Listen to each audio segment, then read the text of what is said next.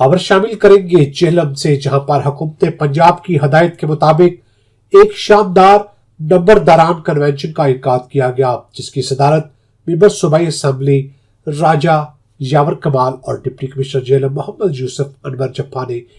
مزید تفصیلات سے آگاہ کر رہے ہیں آصف محمود لودھی جہلم سے۔ جہلم میں حکومت پنجاب کی ہدایات کے مطابق ایک شاندار نمبرداران کنونشن کا انعقاد کیا گیا، جس کی صدارت ممبر صوبائی اسمبلی راجہ یاور کمال اور ڈپٹی کمشنر جہلم محمد سیف انور جپا نے کی۔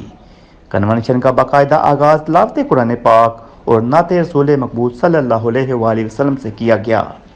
اس کے بعد نمبرداران نے اپنے مسائل بیان کرنے کے ساتھ ساتھ نمبرداران کو دوبارہ سے ایک نئے مشن پر فعال کرنے پر حکومت پنجاب کا شکریہ ادا کیا۔ اجلاس سے خطاب کرتے ہوئے ایم پی اے راجہ یاور کمال نے نمبرداران کی عزت و تکریم بحال کرنے کی یقین دہانی کرائی۔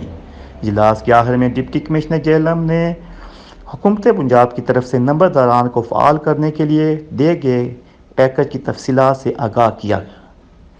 اجلاس میں بڑی تعداد میں نمبرداران، محکمہ کمال کے ذمہ داران اور میڈیا کے نمائندگان نے شرکت کی۔ کیمرہ مین ٹیم کے ساتھ Asif Mahmood Lodhi, bureau chief, city 5 T V, Jhelum.